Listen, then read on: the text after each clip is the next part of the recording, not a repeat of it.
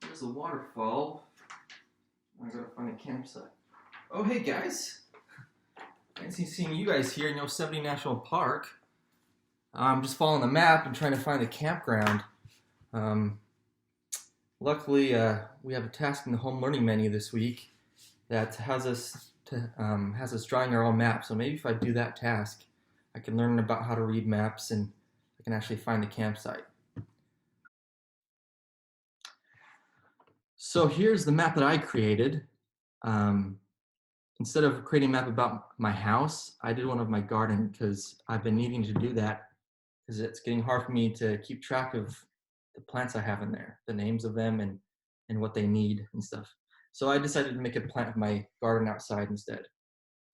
And the scale of my map is each one of these little boxes. I'm not sure if you can see me highlighting them, is a 1 foot by 1 foot square unit. So it represents in real life a 1 foot by 1 foot area. So this is a big garden.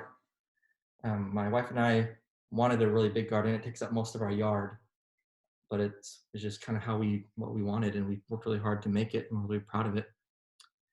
So I have a key down here in the bottom right corner that tells you what each color represents on my map. So obviously the green means plant. There's a plant there. The brown means there's dirt. There's a lot of dirt still in my garden because it's a new garden and we just barely planted these different plants. So they're very young, still very small. And then the gray, that's the gravel pathway that we have in between each one of these box gardens. They're called box gardens. Then the light red, I made a brick perimeter around the whole garden and also a brick patio in the center. And then the bright red, unfortunately, some of the plants didn't survive the winter and they died. And so that just is a reminder to me that I need to remove those plants or replace them. And then I also put labels on each one of these plants. When you hover your mouse over them, it'll tell you the name and the scientific name of the plant that's there, as well as the date that I planted it. And then the last thing I put on my map that wasn't mentioned in the home learning menu, but is on all the maps that I've ever read is a compass rose. And a compass rose just helps you to know which direction you're facing. So north, east, south, or west. So that's my map. Pretty proud of it. And so far it's been very helpful in keeping track of each plant.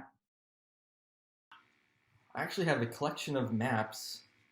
Every time I go to a national park or something, I like to keep the map because usually when you go through the entrance of a national park, they give you a map for free, which is pretty cool. It's just a cheap souvenir you don't have to spend any money on, and it doesn't take up a lot of space, and it's a good reminder of like the adventures you've had there.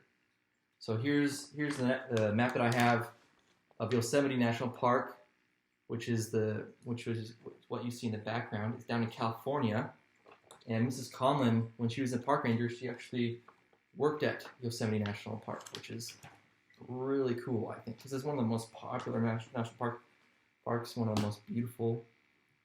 I also have a map from Olympic National Park. That's here in Washington, down on the peninsula.